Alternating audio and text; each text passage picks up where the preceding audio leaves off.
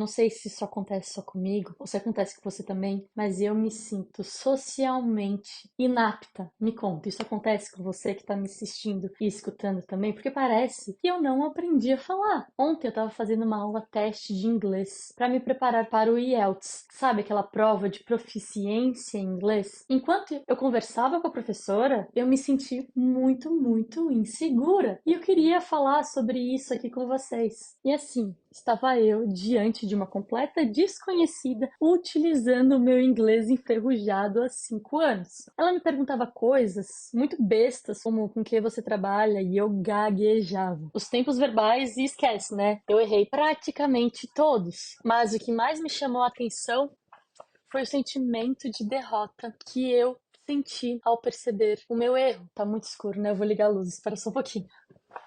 A questão é que eu sei conjugar os verbos em inglês, mas fazer isso ao vivo, sem poder me corrigir, foi assustador. E eu percebi que eu fazia isso em português também, o que me deixou ainda mais assustada. E bom, você está escutando ou assistindo o podcast Crônicas e Cólicas, e hoje eu vou falar um pouquinho sobre a minha inaptidão social. Porque, gente, eu não sei falar. Sério. As palavras saem de dentro de mim emboladas, tanto em inglês quanto em português.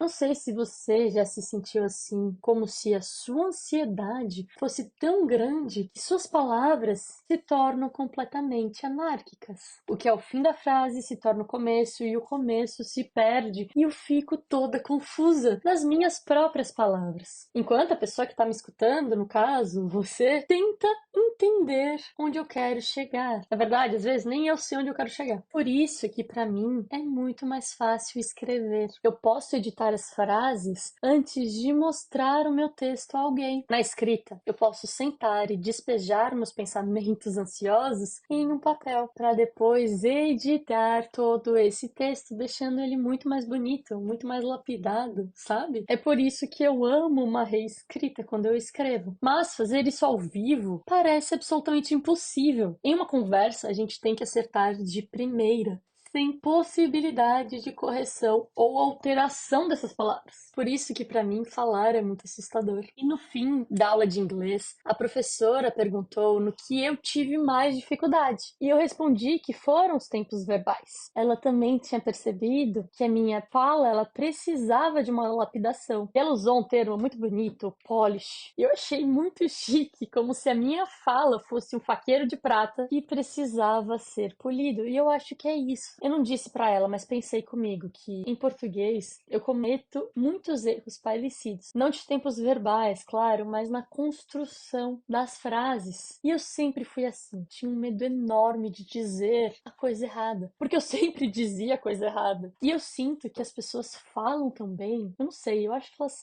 se expressam com tanta confiança, enquanto eu me sentia um patinho feio da comunicação e talvez seja por isso que escrever é tão importante pra mim. Eu tenho uma história muito interessante aqui da vez que eu fiquei presa dentro de um elevador. Eu estava com duas amigas voltando do supermercado. A gente ia preparar uma janta para sair à noite. E naquela época, gente, eu era muito baladeira. Então a gente sempre fazia isso, comia para depois sair. As minhas amigas entraram no elevador, depois eu entrei e a gente ficou viradas para a porta, esperando as outras pessoas entrarem. Agora visualizem a cena aqui. Estávamos nós três, depois entrou uma mulher com filho, depois entrou outra e depois outra que estava acompanhada do marido. E pelas minhas contas, a gente já era em 8. E cada um que entrava, eu ficava olhando a capacidade máxima do elevador. Sabe aquela plaquinha que tem em cima dos botões? Onde diz a quantidade de pessoas que são permitidas e também o peso máximo? Então, eu fui tentando contar mentalmente o peso de cada uma dessas pessoas que entravam. E claro, eu não cheguei a nenhum resultado satisfatório. Por quê? Porque minha matemática é péssima, tá?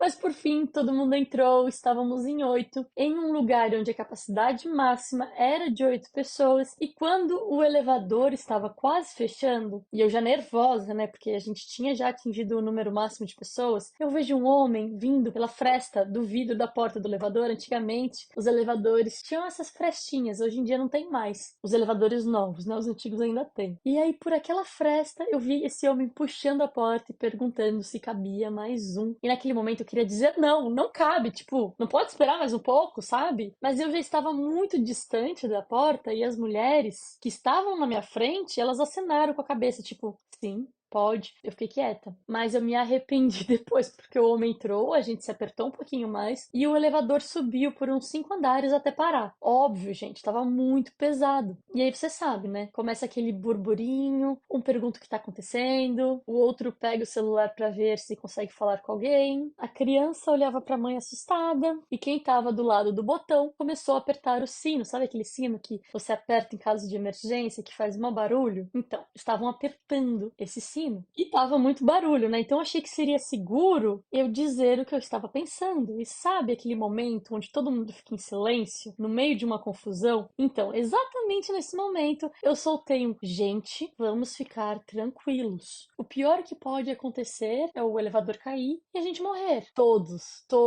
sem exceção, olharam pra mim com reprovação. Isso porque a criança que já estava agarrada na mãe começou a chorar. Gente, eu fiz a criança chorar. E eu me senti, tipo, uma meba. E eu, internamente, me perguntava, tipo, meu Deus, de onde foi que eu tirei isso? Eu fiquei quieta quando eu deveria falar e falei quando eu deveria ficar quieta. Isso, gente, em 5 minutos. E eu não entendia o que tinha passado pela minha cabeça, mas hoje eu entendo. Eu tinha 22 anos e aquela era a minha forma de descontrair. Porque o meu humor, ele sempre foi meio ácido assim e funcionava e funciona muito bem no meu ciclo de amizades e no meu núcleo familiar. Mas não em um elevador lotado de gente presos entre um andar e outro, né? A gente ficou preso, gente, por 2 horas. Eu gastei todas essas 2 horas me culpando pelas minhas palavras e pela falta dessas palavras. Mas deu tudo certo no final. Nós fomos salvos por 2 bombeiros. Um entrou no elevador e foi pegando um por um pela cintura e jogando assim, sabe? Pegando e jogando pelo vão que ficou aberto. E ali tinha outro bombeiro pra segurar a gente. Eu fui a última, claro, eu fiquei pra trás para me redimir da minha boca grande. Vocês acham que eu me redimi? Ficando por último e torcendo, claro, pro elevador não cair. Claro que essa não foi a única vez que eu falei algo que não devia, mas foi a mais marcante, porque provavelmente eu causei um trauma naquele menino. E eu sempre fui assim, e descobri que é um dos sintomas do TDAH do qual eu fui diagnosticada recentemente com 30 anos. E me conta, você já passou por alguma situação como essa, onde era muito melhor ficar calado e, sem querer, você falou que não devia? E às vezes, antes de dormir, todas essas frases bizarras que saíram da minha boca vêm na minha mente e eu me arrependo, porque enquanto eu crescia, eu percebi que era muito melhor ficar calada do que falar alguma abobrinha, porque parecia que sempre saíam as palavras erradas da minha boca. As pessoas não me entendiam e parecia que eu não conseguia expor os sentimentos que estavam na minha mente. Ainda é muito difícil pra mim, sabia? Acho que eu criei esse podcast, o Crônicas Icólicas, exatamente para conseguir organizar esses meus pensamentos e transformar tudo que eu penso, é muita coisa, gente, em ideias claras. Claro que tem um roteiro, porque eu não consigo falar ainda de forma ordenada, mas eu espero conseguir. Só de estar colocando tudo isso em palavras já é uma vitória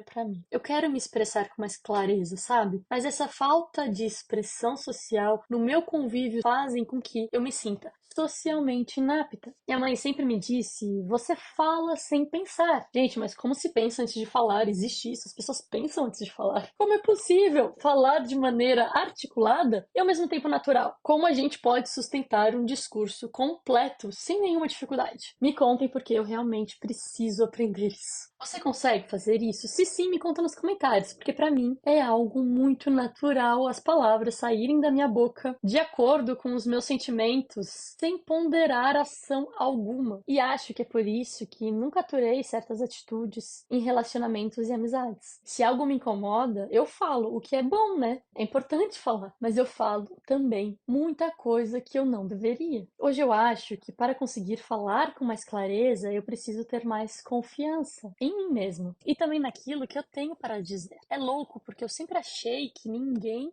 se importava com a minha opinião. Então, gente, pra que falar se ninguém se importa? Então, o primeiro passo para que eu me torne confiante é ser vulnerável. Pode ser um contrassenso, né? Mas eu sempre senti que precisava me mostrar forte para parecer forte. O problema era que eu parecia forte, mas quando eu abria a boca, minhas frases eram claramente inseguras e eu falava sempre algo errado. E talvez esse processo de organizar a minha fala em frente a uma câmera e me mostrar estar vulnerável nesse processo, mesmo que seja só para mim e que ninguém esteja me escutando, possa me ajudar a falar melhor em outras situações da minha vida. Organizar os pensamentos e as minhas ideias em palavras tem me ajudado muito. Sabe, será um desafio, será um teste. Se vai funcionar ou não, eu não faço ideia, porque esse é o primeiro. O que eu sei é que eu tenho uma lista de 40 assuntos para falar comigo mesma e espero que você que está me ouvindo ou assistindo também aprenda a falar com confiança. Então, se você chegou até o final e se o meu discurso confuso, completamente fragmentado, fez sentido para você, comenta aqui, eu não sei falar, ou qualquer outra coisa que você quiser, e assim a gente pode continuar a conversar sobre o assunto. Até o próximo episódio de Crônicas e Cólicas, e talvez eu fale sobre um assunto completamente diferente que esse, né? Porque estamos aqui para falar sobre tudo.